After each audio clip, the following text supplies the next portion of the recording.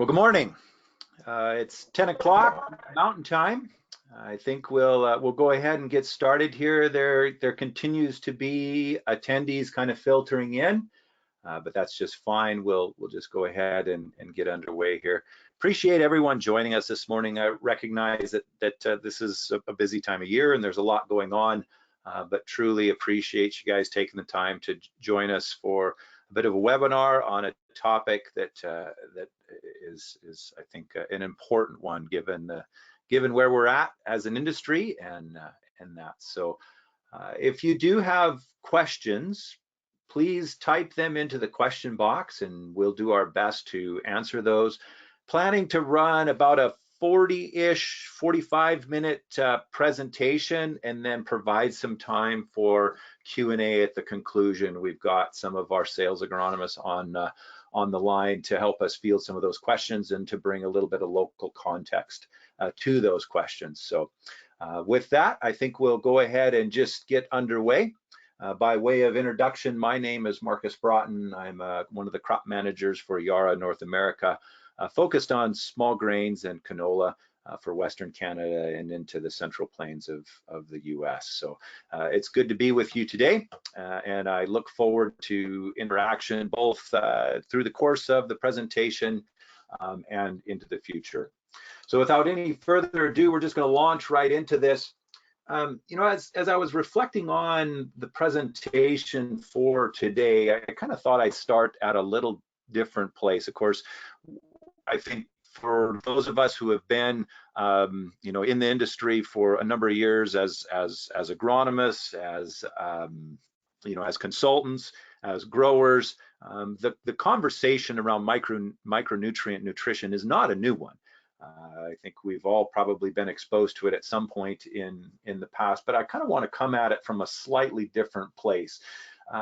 Rather than kind of starting with the impact on crop health, I'd like to kind of position the micronutrient conversation in the context of human nutrition. Of course, we recognize that our role primarily is about using plants as the vehicle to sequester proteins and carbohydrates and other minerals in the harvested portion of that crop to feed livestock and of course to feed humans. And there's been some interesting articles that have been published in multiple platforms over the last number of years around this topic of human nutrition and specifically micronutrient nutrition. And there is likely a significant opportunity for us as producers to really impact the quality of the products that we're producing through a little bit, maybe a little bit more acute focus on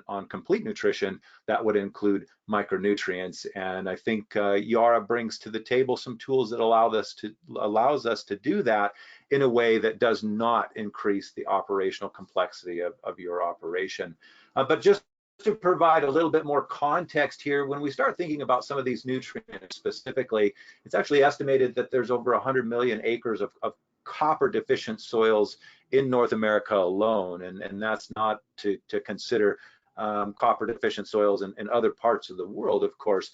And the reality is that if we were to really kind of take a hard look at copper application, I think we would all agree that there's nowhere near 100 million acres that we have copper applied on. So right away, there's a bit of a disparity around the acres that likely would be responsive to this particular nutrient and the acres that we have this nutrient applied on. If we were to take a little bit of a more pointed look at zinc specifically, about 50% of the world's soils that are used specifically for cereal production have low zinc availability, and zinc happens to be probably the micronutrient of most important concern when it comes to human nutrition. It's been said that about it's probably the 5th leading health factor for childhood disease globally, zinc deficiency.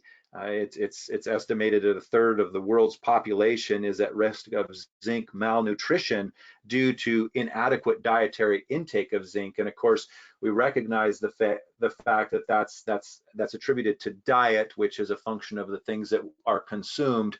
And of course, there's going to be a lot of regionality into the amount of zinc that's taken up in those foodstuffs and that. But I think it does kind of beg this larger question around, you know, as producers of agricultural commodities, is there an opportunity for us to impact crop nutrition and subsequently the nutrient density of those crops and ultimately human health? And I would suggest that there is a significant opportunity for us to do that. And we'll explore that a bit more as we walk through the next few slides here.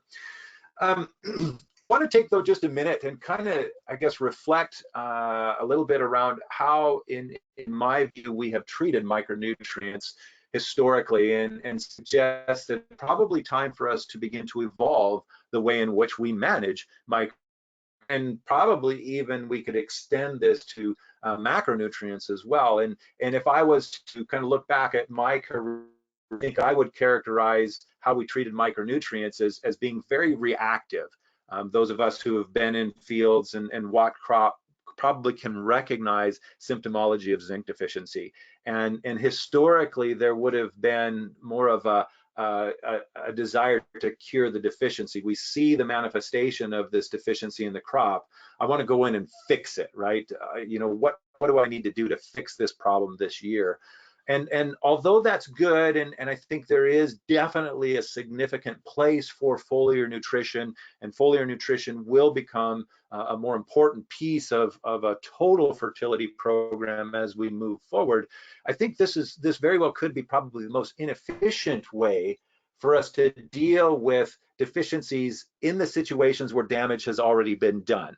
Let's face it, if we're seeing massive zinc deficiency, if we're seeing massive boron deficiency, there's a real chance that we've already compromised that crop from a productivity perspective, and the return on the investment for that foliar application might not be as dramatic as what it could be if we were dealing with a situation where the crop wasn't quite deficient. Probably an extreme example, but I think something that does happen from time to time. I do think, though, that the fact that we are recognizing symptomology of deficiency in field is good, because that really leads us into this desire in future years to really try to prevent the deficiency. So we find ourselves asking, what can I do to ensure that this doesn't happen? So we're moving to a little bit more of a proactive approach rather than a reactive approach, which I think is excellent, right? Of course, this is only going to be better if we know what we should do. If we understand what products we have and when they should be applied, and do I have access to them, and is it across all the crops that I'm growing, or is it in specific crops? There's still a number of questions that we need to answer, and I think there's still this propensity maybe for this to kind of teeter-totter or seesaw between almost a quasi proactive to more of a falling back into a reactive mode. As we move forward, I think there becomes this desire to ensure sufficiency, and this is where we really start to take a deeper dive into the specific crops that we're growing. We're probably beginning to do a lot more with soil tests and tissue tests at this particular point. We're looking at a whole host of factors to really kind of dial in, and we're asking ourselves, well, given this particular nutrient, should I be looking at soil applied, or is there a place for foliar nutrition? You know, is this something that I need to be looking at across every crop, or is this something that's specific just to wheat? So I think this is definitely better than you know, just a categorical kind of reactive approach. But I think there's an opportunity for us to even refine this further through more of a managed crop approach, where we really develop a system that we deploy on a crop by crop basis in a specific geography. So we recognize that the way we're going to grow canola in Western Canada is going to be different than the way that we grow canola in Oklahoma. The way that we grow corn in Iowa is going to be different from the way that we grow corn in Ontario. Subtle, maybe, but there are some differences that I think we want to recognize at the outset, and that very well could be from the products that we have at our disposal to address these particular nutrient issues. It may be more environmental, growing degree days, the number of frost-free days, the particular varieties or hybrids that we have, how we tend to approach this crop from an operational perspective. We recognize the fact that logistics oftentimes is the most important consideration when we're building a fertility program. We would love to be able to accommodate 100% of the agronomic nuance that we need to for the crops that we're growing, but at the end of the day, we've only got a certain number of days to put this crop in and get over those fields, and we want to make sure that we're maximizing our efficiency on every single pass.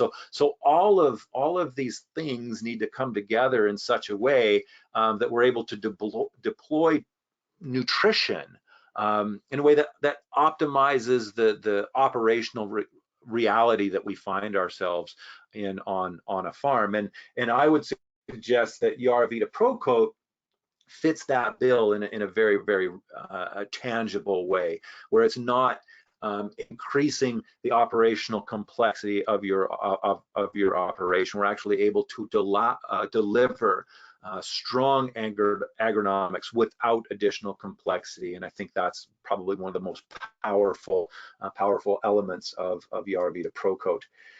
Kind of a roadmap for our discussion today, and I probably will reserve the right to kind of deviate from it slightly if some questions come in over chat or what have you. But I really want to kind of camp on this notion of crop physiology as the starting point for crop nutrition. I think those of us who probably grew up in the industry doing soil tests and building recommendations off of those soil tests, we probably tend to come to this conversation around the need for micronutrients or even the need for nutrition in general from the context of, well, what does my soil test say that I need, or what should I be putting on based on what my soil test says? And I would suggest that there's probably an opportunity for us to really refine that to the point where we're actually leading with crop physiology. We're thinking about the crops that we're growing and the specific nutrient needs that are unique to those particular crops. Of course, there's a number of elements under this topic that we probably want to speak to, and the first one in my mind is this whole notion of uptake and removal values being agronomic absolutes. They are inarguable. There is going to be a certain amount of copper, a certain amount of zinc, a certain amount of potassium, a certain amount of phosphorus that we remove on an annual basis with the crops that we're growing at the specific yield environments that we're growing them in. And that's quantifiable. We might not know it in every single situation and for every single crop that we're growing, but it is knowable. And I think that in and of itself makes it an excellent starting point or a point of reference, if you will, some anchor points within this conversation of how should I be approaching crop nutrition. I think it's important that we begin to focus on feeding the crop, not just the soil. And of course, there's a very large conversation that's happening right now across the industry as it pertains to soil health, as it pertains to soil nutrition. And that's good. I think those are positive conversations. At the end of the day, I think long-term sustainability from an agricultural production perspective is tied very, very closely to soil health and the nutrient status in the soil. But we also have to remember and keep in proper tension the fact that at the end of the day, our job is to try to drive as much of those nutrients into the crop as possible. So I can't just be happy with a notion of feeding the soil and building soil fertility at the expense of looking for ways to try to drive as much of those nutrients into the crop as possible. At the end of the day, I want to grow the crop, not just build the soil. So we need to keep those things in proper context. I think it's important too to just mention that we want to begin to think in terms of pounds applied from a nutrient perspective to grams required, and I think this point kind of hinges on the prior 2 points. And the reason I mentioned this is that oftentimes we get into this situation where the soil test is recommending a certain number of pounds. And I think we need to ask ourselves, when the soil test recommends a certain number of pounds, I think we need to ask ourselves, okay, that's fine, but how many grams is actually required for this crop? Because the soil test recommendation is as much a function of the product recommending as anything, right? It has more to do with that than crop nutrition. So we want to just bear that in mind as we're moving forward in a recommendation process. We're sitting on probably the cusp of an era in agriculture where we have more data to make decisions on than we ever have had, and data that that's very granular. As you know, sometimes it's down to the pixel resolution of our harvest data, or it's on a zone or a grid basis, or where the resolution here is that we have a lot of data that we can get our recommendations and decisions on. I think it's important that we begin to utilize as many of those as we can. It's more than just one soil test. It's more than just one tissue test. It's more than just 1 year's worth of yield data. The more that we can pull all of these things together to make decisions around micronutrients specifically, but nutrition in general, I think the better off we're going to be. And it's exciting to be at a time where we have this much information to make decisions off of. And of course, I think it's also important, especially talking about products like YaraVita PROCOTE, where we're able to deliver those nutrients in an efficient way. But this, to include a micronutrient doesn't necessarily need to be an all or nothing decision. I don't have to get into kind of this loop of examining my recommendation and then pulling the plug because the budget scares me, the price point per acre scares me, the rate scares me. With YaraVita PROCOTE, we can actually feather that recommendation in a way that still delivers the highest degree of agronomic integrity at the lowest possible price point, and that's another element of YaraVita PROCOTE that I find quite exciting.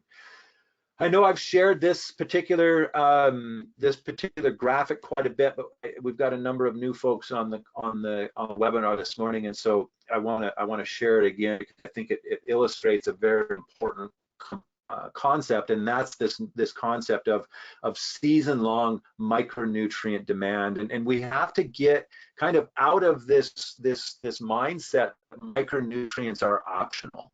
Micronutrients are optional. Micronutrients are essential. They are essential just like phosphorus and just like nitrogen. They're required in lower amounts, but they still are essential. They are required for that crop to complete its life cycle. And the question I think we need to ask ourselves is, are our crops getting enough? Does our soil provide adequate micronutrient nutrition in order to drive and propel our? That's oftentimes I find folks tend to have the micronutrient conversation as their crops are transitioning from vegetative to reproductive growth, and I think that that's a key timing for sure. At those crop stages changes significantly, but we don't want to undervalue the importance of micronutrient, the roles of micronutrients early in terms of root development and root proliferation, root exploration. Micronutrients play critical roles there. Roles in biomass and facilitating photosynthesis, crop standability. All of these roles are actually prior to that crop flipping the switch from vegetative to reproductive.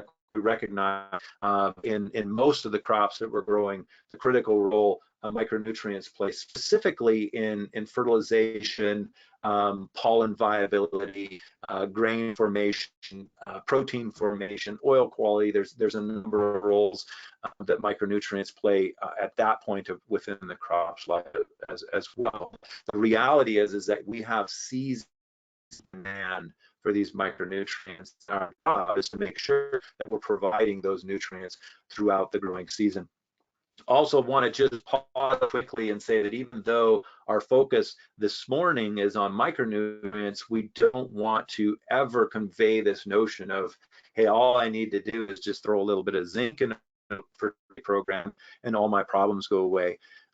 Complete nutrition means exactly that, complete nutrition, and we'll make sure that we're covering off phosphorus.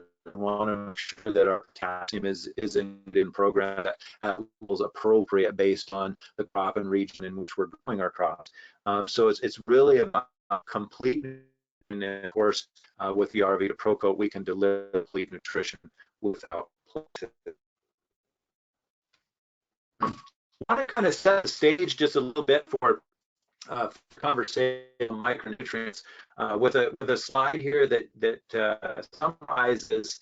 This is internal data from our mega lab, but it summarizes the percentage of soil tests over about a 4-year period that would be categorized as being deficient in the various micronutrients. And you know, sometimes I say categorically, well, we don't need micronutrient in this part of the world. It challenge that just a little bit. I think there's enough data out there to suggest that, yeah, you might have specific locations within fields where you need that micronutrient, or there might be an underlying attribute that we need to focus on prior to focusing on micronutrient. Maybe it's soluble salt and first, but the need for micronutrients, I think, is pretty much universal. And we could you know, slice and dice this a little bit finer and get into it at a little bit higher level of resolution. But when we begin to look across Western Canada, I think a case can be made that we should probably be looking at micronutrients. And I think and more than just soil tests, if we kind of back a little bit and ask ourselves, well, what has been happening over 20 years in terms of field environment? Are we growing more canola? Are we growing more wheat? Are we growing more corn in terms of bushels per acre? I think we can honestly answer that question in the affirmative. Yes, we are growing more. And so I would tack on to that, well, we've increased our nitrogen, we've likely increased our phosphorus, have we increased our micronutrient nutrition? And oftentimes the answer to that question is, well, maybe not. Haven't been focused on micronutrients to the same degree as our macros, and not suggesting that we need to wholesale shift our focus. Part of the conversation around fertility to include micronutrients, and we can see that at 40% of the soil tests in Saskatchewan were deficient in zinc. 33% of soil tests from Quebec deficient boron. 48% in boron in Ontario. You know, we're looking at 20% of the soil coming back in Alberta being deficient. It's also important to mention that we know that there's probably going to be regions within each one of these provinces where the likelihood of a copper deficiency, say, is going to be significantly higher, because we know some things about those soils. Production energy significantly more problematic.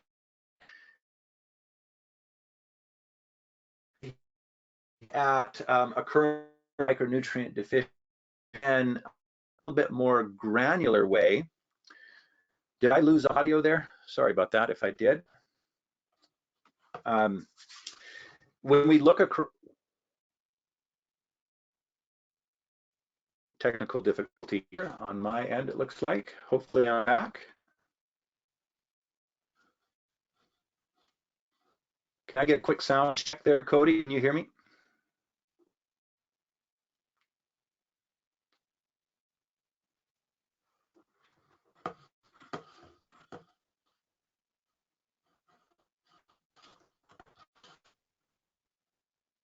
Quick sound check.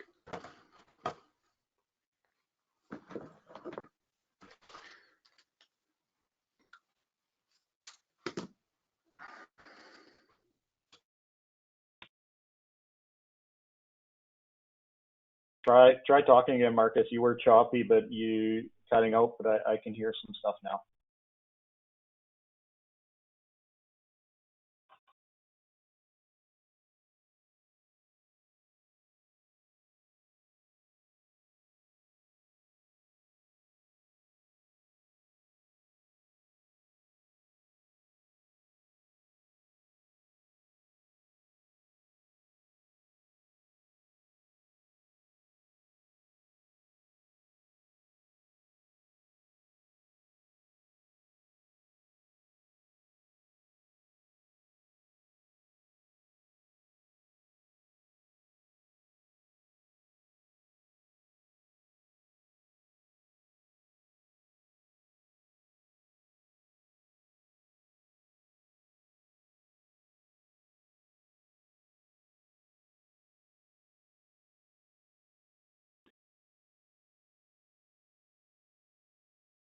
Can you hear me? I can hear you now, Marcus. Okay, perfect. Appreciate it.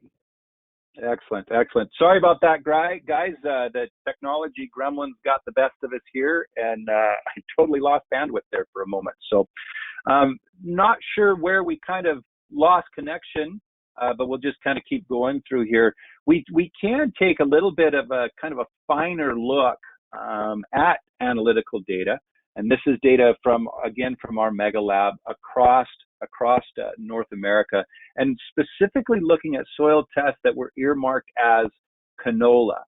And I want to call your attention specifically here to boron. We recognize that boron is a pretty important nutrient for us when we're growing canola. We're looking at soil tests over about a 6-year period.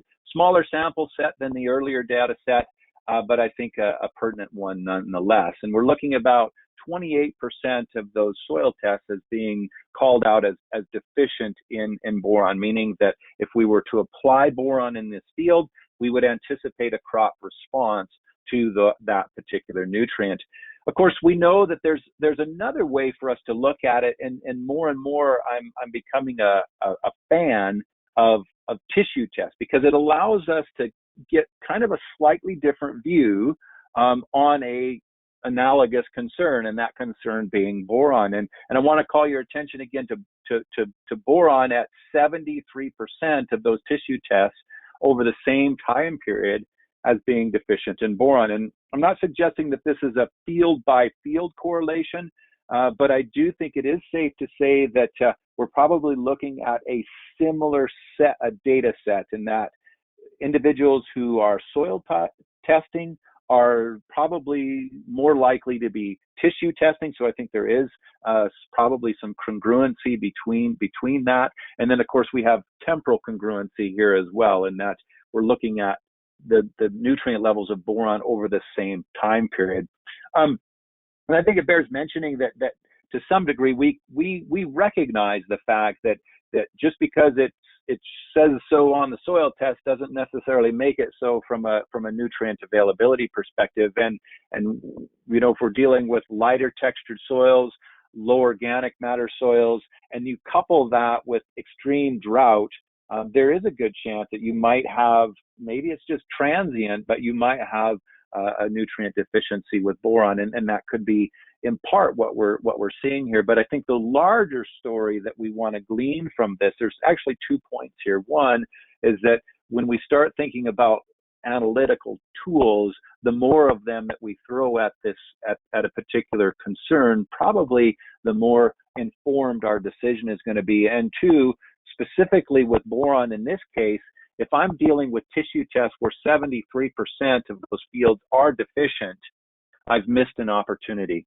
I'm actually, this crop is living in this zone where we've got hidden hunger, where the crop might actually not be manifesting symptomology of that particular deficiency, but it's deficient nonetheless. And it might be deficient to the point that we're interfering with that crop's ability to reach its full potential. So I think the question we need to ask ourselves is how do I overcome that?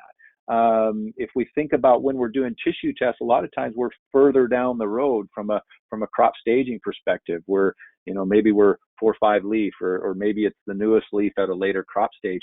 And so we might not have an opportunity to really deliver foliar nutrition and really influence that. So I think it begs the question for a product to be plugged in even prior to a foliar type product. Of course, anytime we're talking about nutrition, oftentimes we want to camp specifically on this notion of a crop response. And I just want to throw out that at the end of the day, it's not about always trying to grow maximum bushels. It's about trying to maximize profit. And our goal needs to be, how do I figure out optimum management in order to maximize my profit? And I think YaraVita PROCOTE fits within that. And we'll have some ROI data here just shortly. Of course, probably one of the most common objections we get to, fertility in general, right? This isn't just a micronutrient objection. It tends to be an objection that we hear pretty much categorically across the suite of nutrients that we manage. But it's this notion around, well, but what if I don't get rain, right? And we know, we're all familiar with Liebig's law of minimums, and we all recognize the fact that water really drives our yield potential. But I think sometimes what gets lost in this conversation is this whole notion of water use efficiency. And we know that there is synergy between our crop nutrients, and that synergy oftentimes influences the amount of bushels that a particular crop can grow on an inch of water. And I think as we consider micronutrients in the context of a larger fertility program, especially in situations where there is some concern around the environment, I don't think it needs to be a either or kind of a conversation. There is going to be a certain amount of capital we're going to invest in crop nutrition. If you're farming, you're going to spend some dollars on fertilizer. My suggestion initially would be maybe a bit of a deeper dive on how do we allocate those dollars. Should I be spending as much money on nitrogen as I have allocated? Is there an opportunity for me to turn up this and turn down that kind of a thing? What is the implications of micronutrients on really this synergistic impact on crop physiology that very well could facilitate a higher water use efficiency? And that's really what I want to speak to next. We know that these nutrients early impact root development, and we recognize the fact that root exploration is primarily a function of water exploration. That crop is looking for water. So the more efficient we can make that crop in building and driving roots, the more efficient it will be in water uptake and consequently the rest of the nutrients. But you've kind of got this catch-22. It's this bit of a feedback loop where you need these micronutrients in order to drive root development, but you have to have root development in order to capture the micronutrients. So our job needs to be one of, how do I place these nutrients in such a way that I'm maximizing the likelihood of these crops taking these nutrients up? And the impact on root physiology and root architecture is quite dramatic. This happens to be a rhizoscan of some soybean roots where we have systematically pulled a specific micronutrient from the solution. So we pulled boron, we pulled manganese, we pulled zinc out of the solution, and visually you can see the difference between that root architecture of the plant that has complete nutrition versus the root architecture of those plants that are missing a nutrient like manganese or a nutrient like boron. So I think it really points out the importance of these micronutrients early, not to undervalue the importance of micronutrients as we're making this transition from vegetative to reproductive, but I definitely want to call out and make us aware of the importance of these micronutrients early. And of course, this problem is kind of exacerbated, and I alluded to it earlier when we talk about, I need these micronutrients to build the roots, but I have to have the roots in place in order for the micronutrients to get the roots or to get the nutrients. it's exacerbated by the mobility of some of these nutrients. So zinc, copper, these are not mobile nutrients in our soil. Even nutrients that we talk about as being mobile, a nutrient like boron, for example, is still, it might not be quite as mobile as what we think, right? So placement becomes an important consideration, even for our nutrients that oftentimes we're not as concerned about from a mobility perspective. And I would suggest it has more to do with the amount of soil that's being explored by that root system at that particular stage than the nature of the mobility of that particular nutrient. Of course, this is further illustrated when we start looking at the impact of complete nutrition on roots and the subsequent biomass. So this is kind of, again, an extension of the earlier rhizoscan data. We're looking at soybeans still, and we're looking at a similar staging, but you can see the impact on above ground biomass in addition to the impact on root architecture when these micronutrients are excluded from the crop mix. So I think it's time for us to begin to really evaluate how are we going to get these micronutrients in place early, and I think that necessitates soil application. Of course, when we start thinking about soil application, we recognize that soil application, pretty much of all our nutrients, is problematic, right? The soil tends to be a medium, although necessary, it tends to be the medium that wants to tie up and make year of application nutrient use efficiency somewhat inefficient. And I think we've probably all been exposed to Mulder's chart of nutrient interaction that seeks to summarize the nature of antagonism between the various nutrients. And this actually has macros and micros on it, of course. And for the purposes of this conversation, I think I'll just drop out the antagonism between macro to macro and just talk about the antagonism either directly as a result of a particular micronutrient or from a macronutrient to a micronutrient. And you can see that there's a whole host of antagonisms that happen when we start looking specifically at micronutrients. So copper, for example, if I have excessive nitrogen fertilization, I might actually influence and antagonize the availability of copper. Too much phosphorus influences zinc availability. These kind of interactions we recognize as reality. Sometimes they're a little bit difficult to quantify in a very specific way, but I think qualitatively, when we start talking about what can I do to mitigate this particular reality, I think it comes down to fundamentally product choice. And so, in my mind, the product choice that I would tend to lean on is YaraVita PROCOTE. And we've alluded to YaraVita PROCOTE a number of times up to this point, but I think it probably makes sense for us to unpack this just a little bit. And so the first question we would ask is, well, what is YaraVita PROCOTE?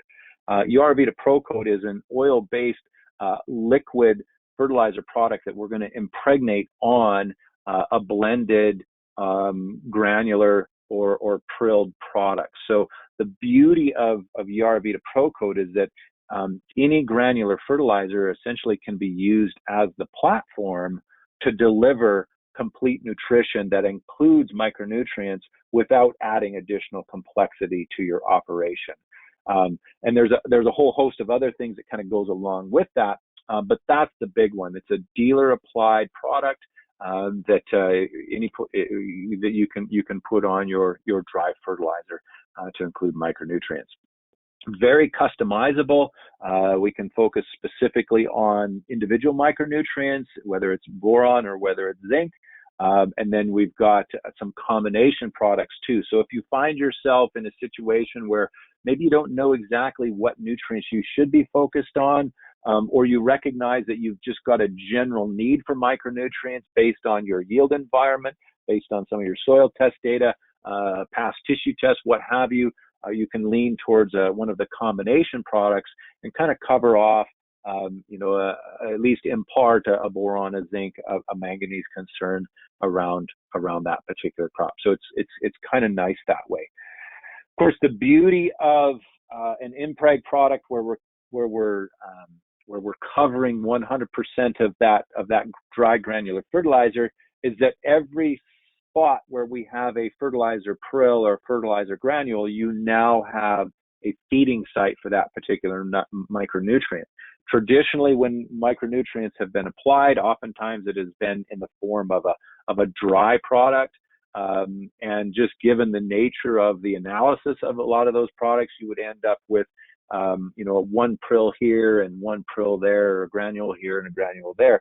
And so you don't have the same number of feeding sites, and you limit that crop's ability to access that particular nutrient. We don't have that with YaraVita PROCOTE. Again, simply put, YaraVita PROCOTE really allows us to deliver complete nutrition that includes micronutrients without adding additional complexity to your operation. It's a decision that we make ahead of time. We get that product treated, and then it's good to go.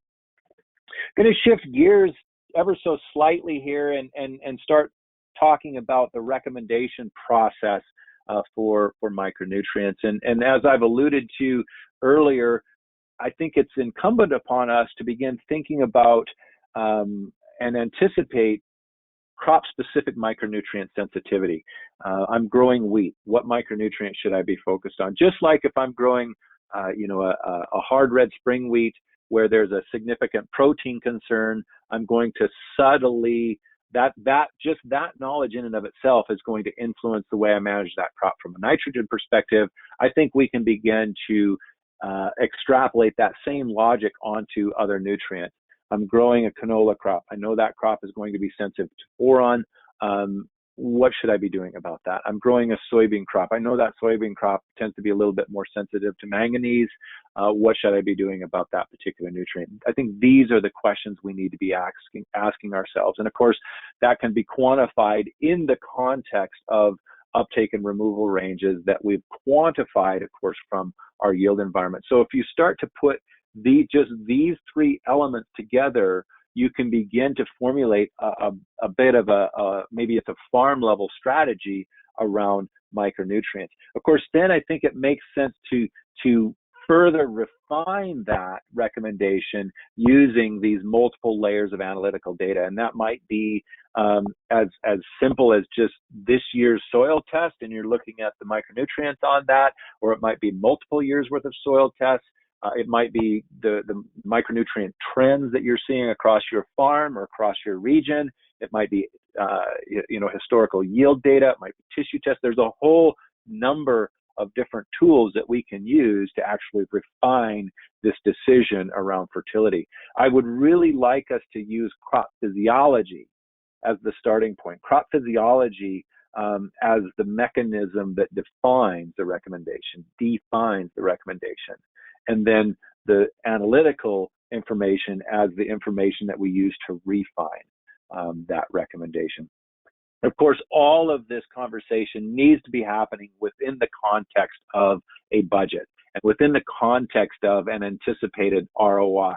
And even though this shows up as fifth in my list, this could easily be, the top priority. I think whenever we're building fertility programs, one of the things that we should be thinking about is, given the nature of my yield environment, what should I be allocating on fertility? Because again, it's not about maximum production, it's about maximum profit, it's about maximum ROI. And each one of these decisions on a nutrient by nutrient basis have a distinct ROI. We recognize that I'm not going to build a fertility program and exclude nitrogen from my program. That could be disastrous. I'm not going to build a fertility program and exclude phosphorus from my fertility program because that could be disastrous. Again, depend a whole bunch of nuance within this, but generally speaking, we're going to be considering those things. And I think it makes sense for us as we're considering micronutrients to extend that same degree of logic. The problem is that sometimes we don't have as clean of knowledge around the likelihood of a crop response or the ROI on some of those nutrients, and we're gonna share some data with you that hopefully will bridge that gap. Again, just to drive home this point that at the end of the day, it's about feeding the plant, not just the soil. And soil tests are excellent for helping us to understand, generally speaking, the fertility status of a particular field.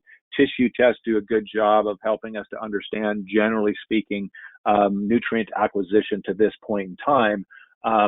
But our job is to still feed that plant. Our job is to drive productivity that facilitates a positive ROI. That's our job. And the analytics become a component of that larger conversation, and is likely going to be the place that oftentimes we're going to start. Of course, we've got a couple soil tests here, and just want to call your attention to a few things. First of all, I think soil tests are probably one of the most essential data layers for us as we're putting nutrients in proper context. But we have to be careful, because depending on the lab that you're using, there could be different extraction methodology using, there could be slightly different interpretation around various levels. And I think the big point that I want to make here is that when we look at a soil test, the soil test does not tell us the amount of plant available nutrient. It does not tell us the amount of plant available zinc, for example, or the amount of plant available boron. It doesn't tell us that. I can't take in this particular situation with the soil test on the left, my 3.6 parts per million of zinc, and say, hey, I know that 6 inches of soil weighs 2 million pounds, therefore I'm dealing with just short of 8 pounds of plant available zinc on a per acre basis. You can't do that. That's not what you have. You have 3.6 parts per million of, in this particular situation, Malic 3 extracted zinc, right? And so we need to ask ourselves, so what does that mean, right? The soil parts per million is seeking to communicate to us the likelihood of a crop response to that particular nutrient if it was applied, right? And the next question is, well, if it was applied as what, right? How are we sourcing that particular nutrient? Am I using a granular zinc sulfate? What if I use a foliar? Or what if I use YaraVita PROCOTE? And the reality is that these recommendations based on the soil test need to consider, or we need to consider, how we're sourcing that particular product. Is it going to be PROCOTE, or is it going to be granular? So as you're looking at soil tests, and as you're kind of filtering through the recommendation process, I think product consideration is going to be probably as important as anything when it comes right down to it. Of course, we could probably ask ourselves the question, well, what if I don't have a soil test this specific year?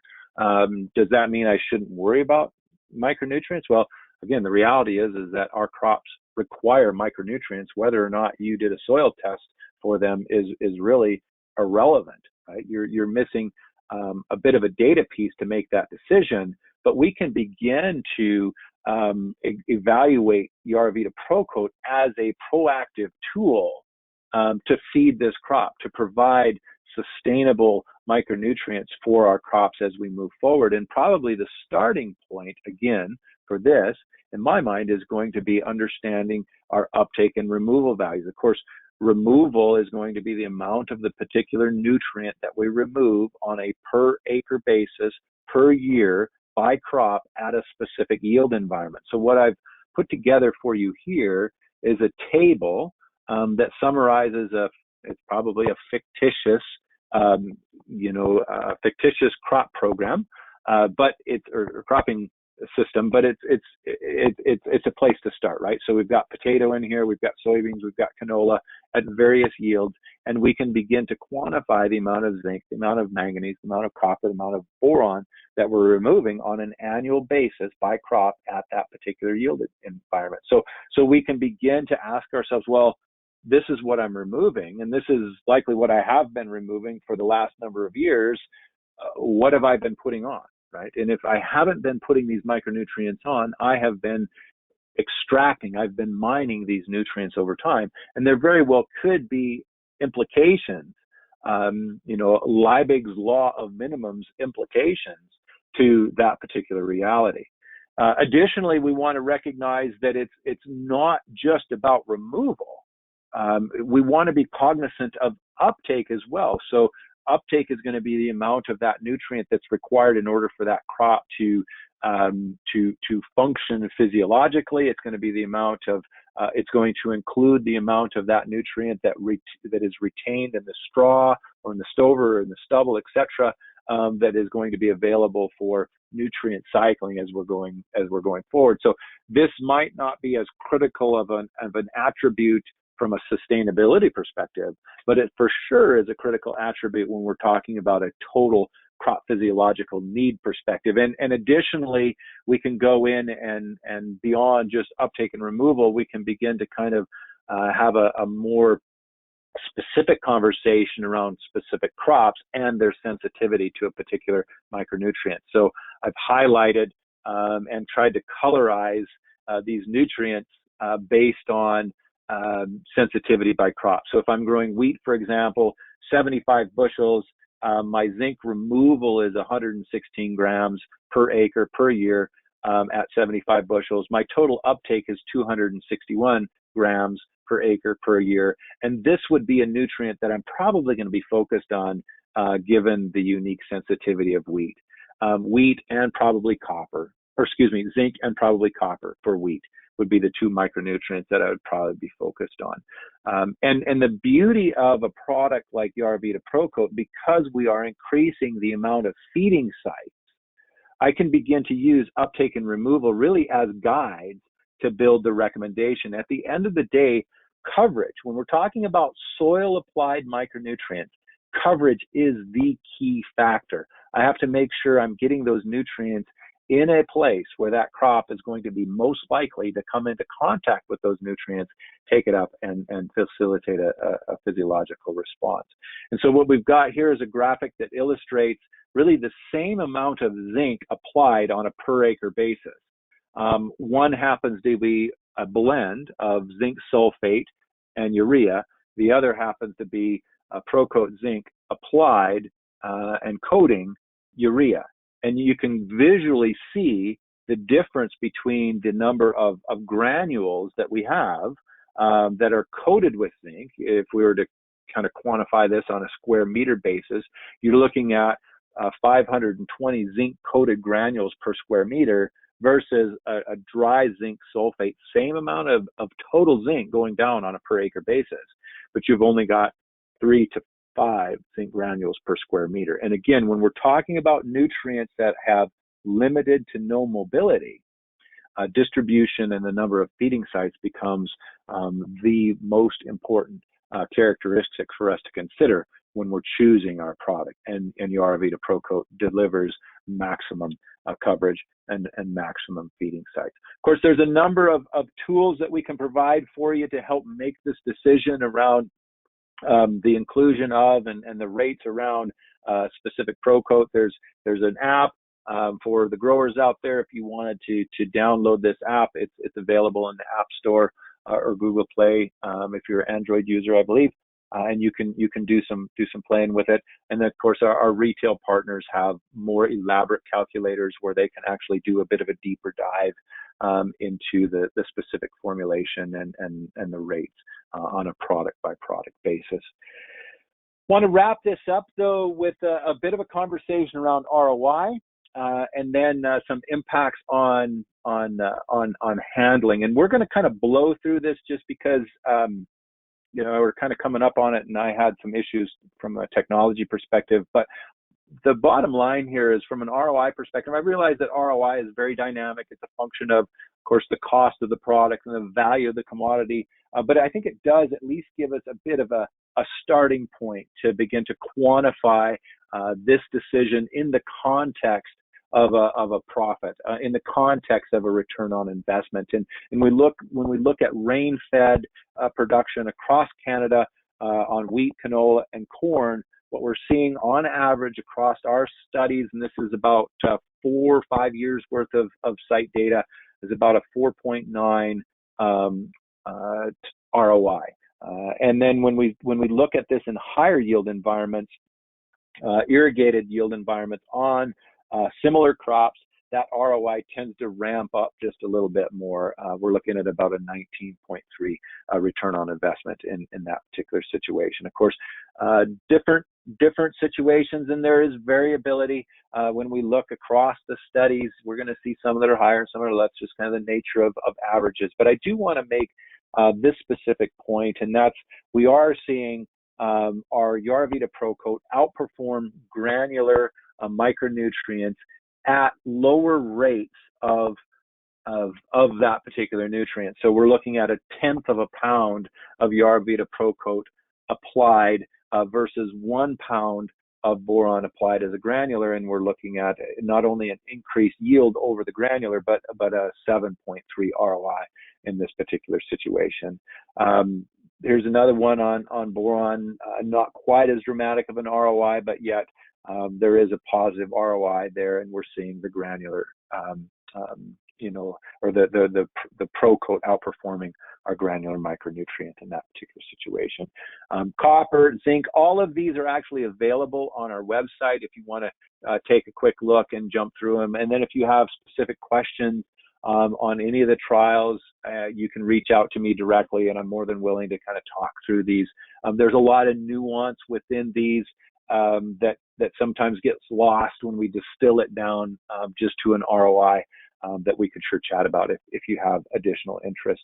Probably one of the primary questions we get from a grower perspective, though, is how will this impact the way my fertilizer handles? And we can say pretty much categorically that PROCOTE will at least maintain, if not improve, the way in which your fertilizer will handle. And we've done a number of tests across a number of products in different situations to validate for ourselves. Of course, a conversation with your retail provider of PROCOTE could be beneficial. And then if you have specific questions and you want to reach out to us on that, you're more than welcome to as well. Probably one of the most pronounced impacts on handling that we see relates to dust reduction. And this is a video, so there might be a little bit of lag, but hopefully you can kind of see the impact of PROCOTE treated, virtually no dust, versus the untreated product where you've got dusty product. So PROCOTE does an excellent job of eliminating dust. Oftentimes this gets kind of focused on just as more of a handling thing. I would suggest that there is an agronomic element or component to this. If we can keep equipment running cleaner, if we can keep that product flowing freer and more efficiently, we're going to have better distribution across equipment, less clogging, those kind of things. And I think there is an inherent agronomic benefit to that as well. Of course, YaraVita PROCOTE is a dealer applied impreg product, and we've got a number of dealers across Canada and into the US. This happens to just be our Canadian map here, but if you need to find a dealer near you, reach out to your dealers or go on to our website, yaracanada.ca, and you can actually find a dealer near you. If you have specific questions and want to do a little bit of a deeper dive, our contacts for Canada are on our website, and you can just kind of go to your region. If you happen to be in Ontario, you can reach out to Emerson or Lucas. If you're in Alberta, Northern Alberta, you can reach out to Cody. But all the contact information is there on our website if you want to have a little bit of a deeper conversation on this.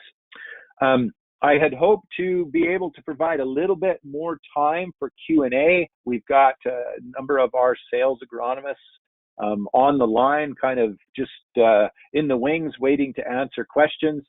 I ran a little bit long, some of that, so a lot of that's my fault because of the technology issues, and I apologize for that.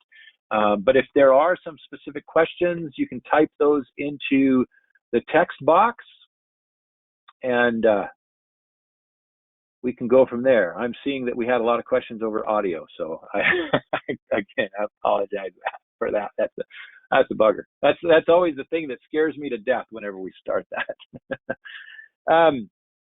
So we do have a few questions here, and I think Cody or Mark, Cody, maybe I'll throw this one at you. There's a question here about storage and how PROCOTE impacts the storability of our granular fertilizers. Can you speak to that one, please? Yeah, you bet. So PROCOTE treated fertilizer stores really well. There's no impact to the storage. As a matter of fact, the feedback I get from customers is it tends to flow better and come out. So we've had lots of people over the past couple of years store it starting now right into October, November, through the winter months, and then crack open their bins, the gates in the spring, and have it come out. Sometimes you might have to bang on the bin a little bit. Sometimes you might have to poke it just like you would with regular untreated fertilizer, but it stores really well. Saying that, I still recommend best practices when it comes to storing fertilizer, no matter what. Maybe placing some floor dry, something like that on the bottom of the bin just to keep moisture from blowing up and getting in there. That sort of thing still should be followed. It's not going to avoid that, but yeah, it stores really well. Oh, good. Another question here. I don't know if this would be better directed to you, Cody, or Mark, but the question deals with situations where maybe the soil test is reporting parts per million that we would characterize as kind of borderline. That it's not categorically crazy low, and it's not excessive. It's kind of in that middle ground. What would your recommendation be for growers who find themselves in that situation? Yeah, I can talk to it if Mark wants to add at the end. That's fine. I've run across those in my area. There's typically a large copper deficiency, but I've run across some fields where there is copper around where it'd be considered borderline. According to soil tests, still seeing benefits and ROI coming off from using PROCOTE copper. The biggest reason being just that distribution in the soil, accessed by the plant roots to be able to get it, and so we do get the ROI. You have to consider too that what you're seeing on a soil test, there may be some reasons why that's not being taken up by the plant throughout the growing season.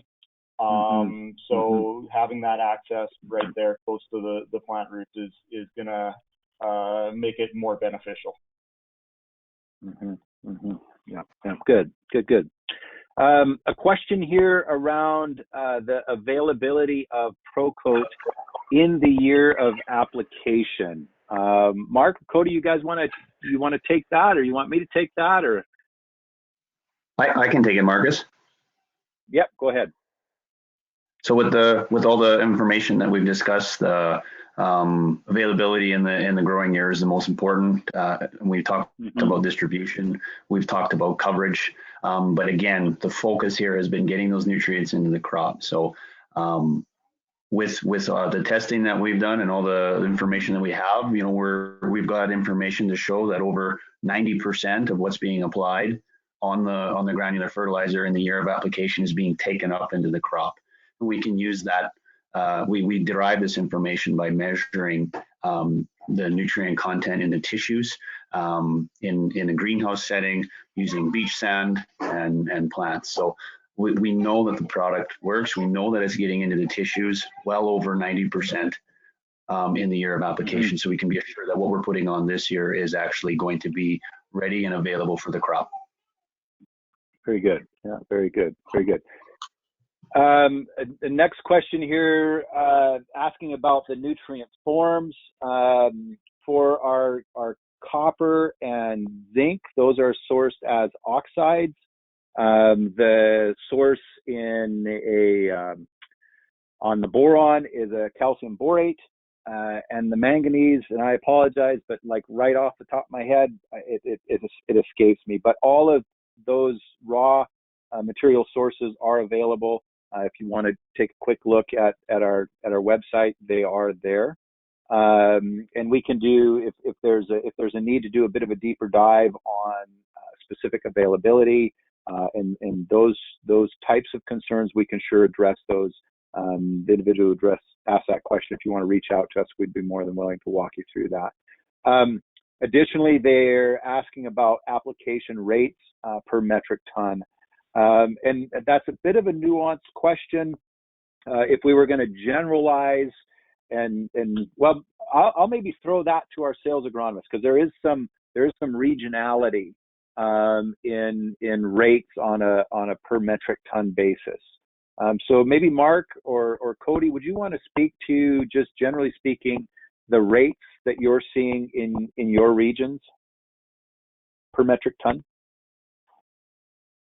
Yeah, I can talk about my region. Across looking at all the products, lumping them together, taking an average, I would say the average application rate would be about 3 liters per ton. I've seen it lower and I've seen it higher. We do have a limit of 4 liters a ton. That's kind of a safe limit that we've looked at around just how much that granule can hold and take on and coat. But yeah, overall, I'd say my average in the area is 3 liters per ton. Okay, yeah. Mark, how does that resonate with you? Is that about what you're seeing? Yeah, that's very very accurate to say in the Saskatchewan region as well. 3 liters a ton tends to be the right. And again, there are rates where they are lower, and those are discussions with the grower, with that particular retail, with their particular crop and its needs. And we've also seen rates that are much higher than 3 liters a ton, but capping off around that 4 liters a ton. So very much very similar. Yeah, good. Next question here, asking specifically about the application of PROCOTE to Crystal Green, phosphate product. One of you guys want to speak to that concern? I can. I haven't done the testing. Our YaraVita specialist Corey Stam has, and I've recently heard him speak to it, and he has coated it. It is able to be pro-coated, I guess is the right way to say that. Crystal Green is not a uniform prill. It's sort of a jagged, non-uniform prill. It's very, if you all handle potash, it's quite similar. So we don't get the nice uniformly covered coverage, but we don't need to have the whole entire prill covered, as long it'll sort of represent sort of a speckled look. So that's kind of what it is. But indeed, it does pro-coat. It can be pro-coated and use that product as a source to be carrying a PROCOTE. Yeah, you bet. I mean, to be very general, if it's a fertilizer product that's being blended, we can pro-coat it. I mean, we're pro-coating ESN, and so it can be pro-coated. Of course, if there are specific questions about rates by product, you can reach out to us directly. Mark had mentioned Corey Stam. He's our application specialist and does a lot of this type of, or fields a lot of these types of questions and that. And then of course your local retail too will have some insight just based on product and experience. So yes, you bet. Good. Okay. Let's see.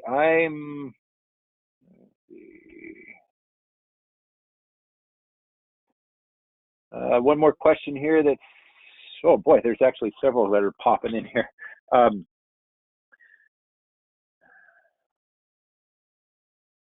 Okay, the question here dealing with at a 3 liters per metric ton, and they're asking about how dry that product will be at the loadout bin, or will it, just how quickly does it dry on the product, I think is really the nature of that question. And the reality is that it will feel oily, but because it is oil based, it's not going to feel wet.